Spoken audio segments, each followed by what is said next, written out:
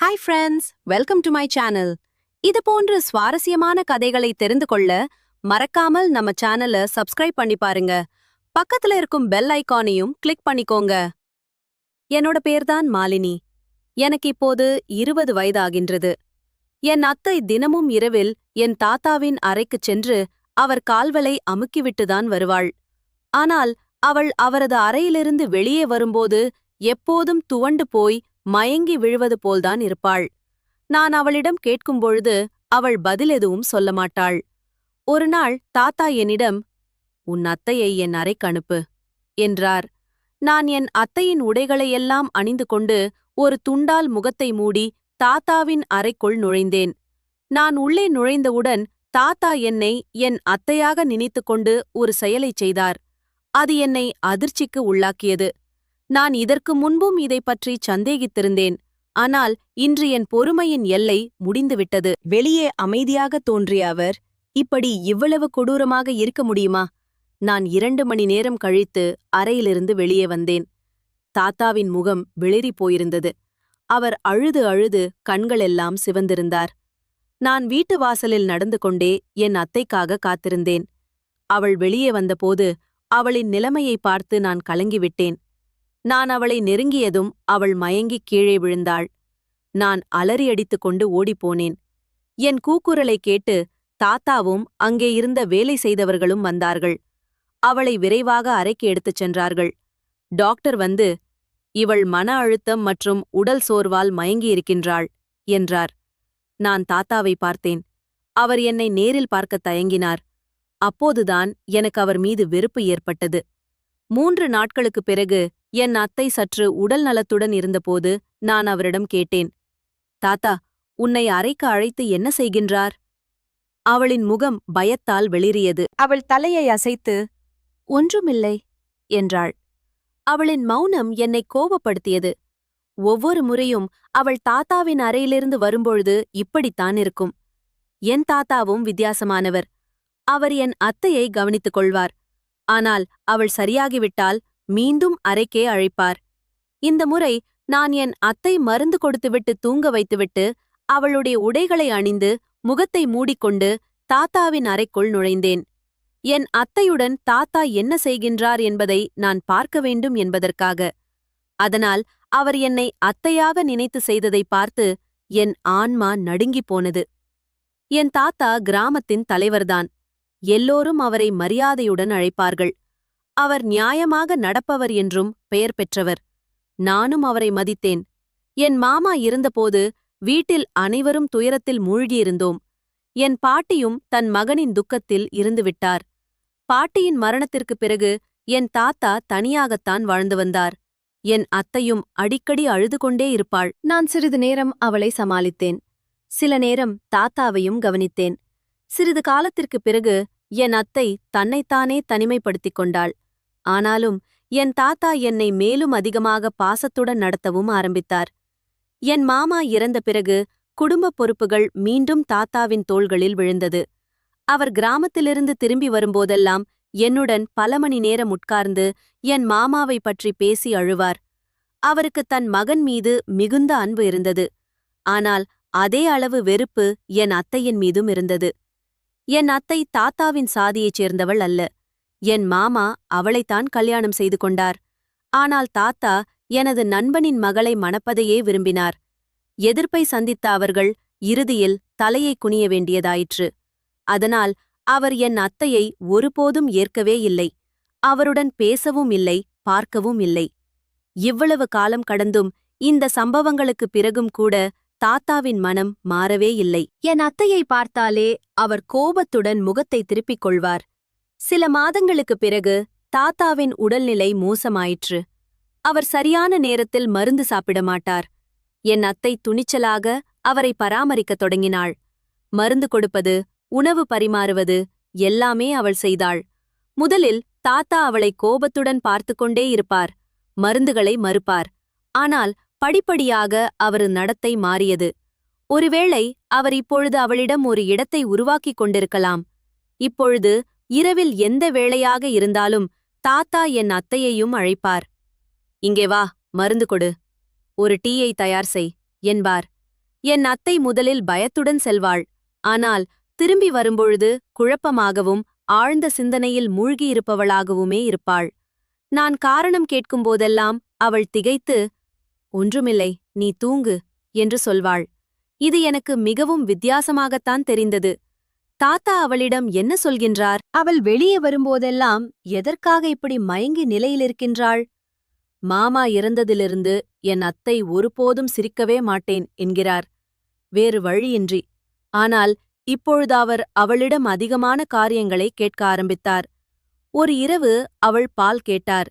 என் அத்தை பாலுடன் அவரது அறைக்குச் சென்றாள். 2 மணி நேரம் கழித்து வெளியே வந்தாள், கண்ணீர் விட்டுக்கொண்டே. அவள் மாமா இறந்த பிறகு எப்பொழுதும் என்னுடன் தூங்கினாள். ஆனால் இப்பொழுது அவள் தனியாக வீட்டு வராண்டாவில் தூங்க ஆரம்பித்தாள். அவள் வரும் வரை எனக்கு தூக்கமே வராது. நான் எப்பொழுதும் யோசித்தேன், ஒரு கப் பாலை கொடுப்பதற்கு 2-3 மணி நேரம் எதற்காக? ஆனால் என் அத்தை தாத்தாவின் அறையில் இவ்வளவு நேரம் என்ன செய்து கொண்டிருக்கின்றாள்? நான் மிகவும் அதிர்ச்சியடைந்தேன். விஷயம் என்னவென்றால், தாத்தாவின் நடத்தை என் அத்தையிடம் முழுவதுமாக மாறியிருந்தது. அவர் அவளுக்கு மரியாதை காட்ட ஆரம்பித்தார்.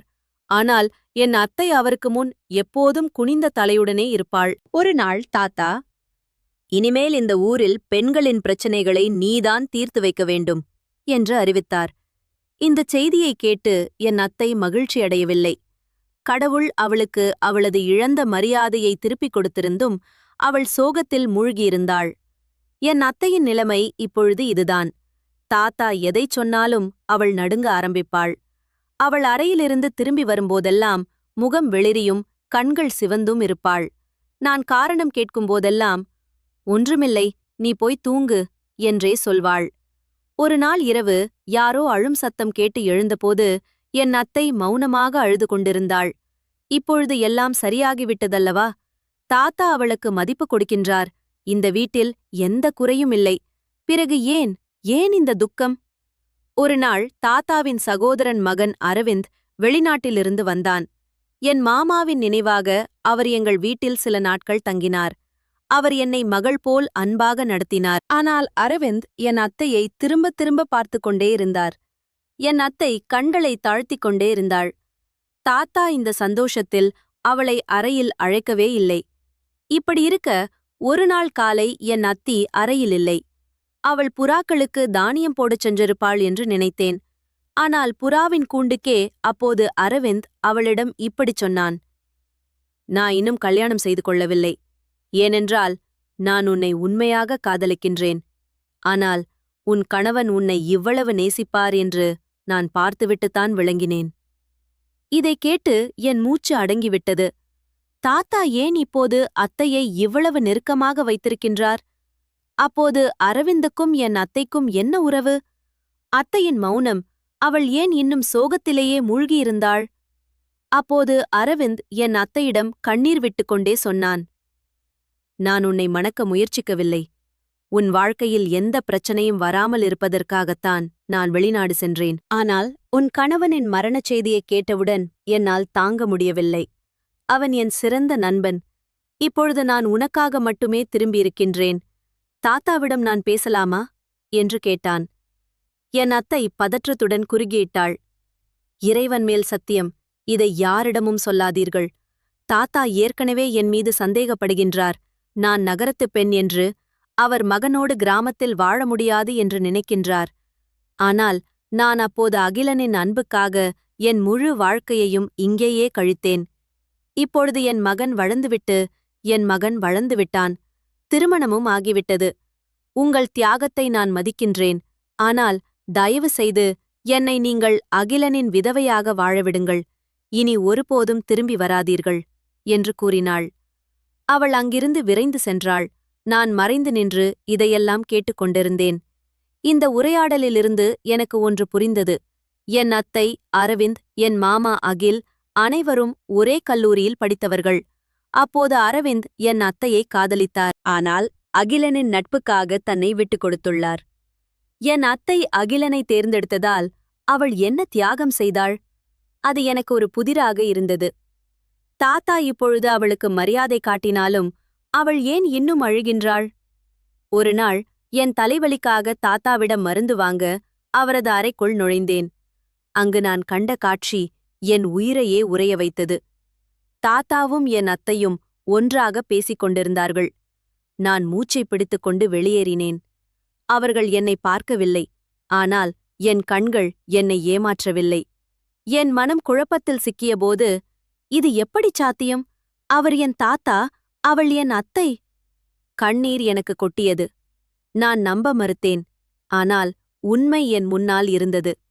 என் அத்தை இரவில் அறைக்கு திரும்பியபோது கண்ணீரை துடைத்துக் கொண்டிருந்தாள். நான் அவளிடம் கேட்டேன், நீ ஏன் தாத்தாவின் அறையிலிருந்து வந்ததும் எப்பொழுதும் அழுது கொண்டிருக்கின்றாய்? அவள் பதிலளித்தாள், என் விதி இதுதான், நான் என்ன செய்ய முடியும்? ஆனால் நான் உண்மையை அறிந்தேன். தாத்தா அவளிடம் அச்சுறுத்தியதை நான் கேட்டேன். நீ என் வார்த்தைகளை எல்லாம் கேட்காவிட்டால் உன்னை இந்த வீட்டிலிருந்து துரத்தி விடுவேன். என் அத்தை அப்போது கெஞ்சிக் கொண்டிருந்தாள். இது தவறு. நான் உங்கள் மகனின் மனைவி.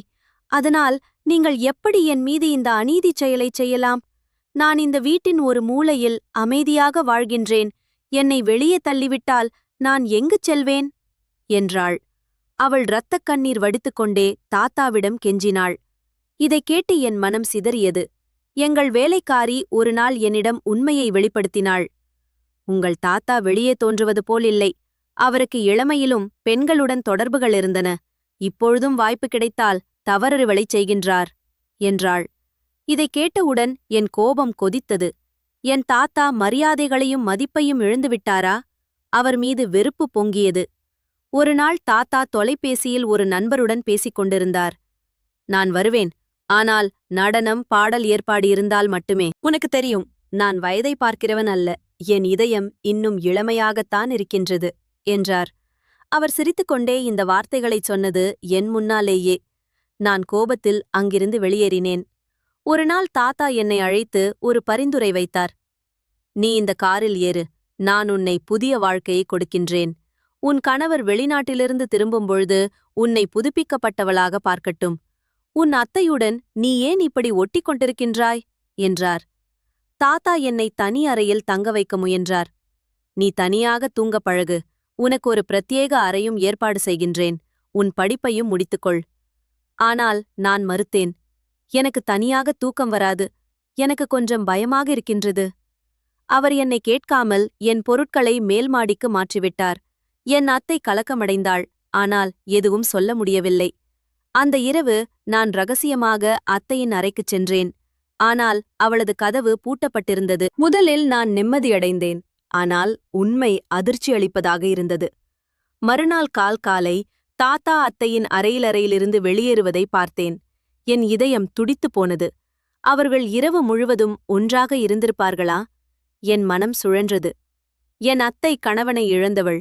அவள் கண்ணியத்தை காப்பாற்ற முயற்சிக்கின்றாள். ஆனால் தாத்தா... அன்று இரவு நான் அத்தையின் உடையை அணிந்து தாத்தாவின் அறைக்குள் நுழைந்தேன். அவர் என்னை அத்தையாக நினைத்துக்கொண்டு பேசிக் கொண்டிருந்தார். நான் உனக்காக காத்திருக்கின்றேன். இனி பொறுமையில்லை. நான் அதிர்ச்சியில் என்னை வெளிப்படுத்தினேன். தாத்தா கோபத்தில் கத்தினார். நீ எப்படி இந்த துணிச்சலை செய்ய முடிந்தது? உடனே அத்தை ஓடி வந்து என்னை ஒரு அறைக்கு கொண்டு போய் விட்டாள். நான் வெட்கத்தில் தலை குனிந்தேன். தாத்தா விளக்கினார். நான் உன் அத்தையை அரவிந்துடன் திருமணம் செய்ய விரும்பினேன். அவள் இங்கே தனியாக இருக்கக்கூடாது. உன் கணவர் உன்னை வெளிநாட்டுக்கு அழைத்துச் செல்லும்போது அவள் யாருடன் இருப்பாள்? ஆனால் உன் அத்தை மறுத்துவிட்டாள். நான் என் கணவனை மட்டுமே நேசிக்கின்றேன் என்று கூறினாள். அப்போதுதான் புரிந்தது, அரவிந்தும் அத்தையும் கல்லூரி காதலர்கள். ஆனால் அவள் என் மாமாவை தேர்ந்தெடுத்ததால் தாத்தா இப்பொழுது அவளது வாழ்க்கையை மீண்டும் ஒழுங்குபடுத்த முயற்சிக்கின்றார். நான் அவர்களின் நடத்தையை தவறாக நினைத்துவிட்டேன். தாத்தா ஒரு நல்ல மனிதர். அவர் அத்தையின் நலனை நினைத்தே இந்தச் செயலைச் செய்தார். கடைசியாக என் கணவர் என்னை வெளிநாட்டிற்கு அழைத்துச் சென்றார். என் அத்தையும் அரவிந்துடன் திருமணம் செய்து கொண்டாள். இத்துடன் கதை முடிந்தது. இந்த கதை பிடிச்சிருந்துச்சு அப்படின்னா லைக் அண்ட் ஷேர் பண்ணுங்க. கீழே இருக்கும் கமெண்ட் பாக்ஸில் உங்களுடைய கருத்துக்களை பதிவிடுங்கள். நன்றி.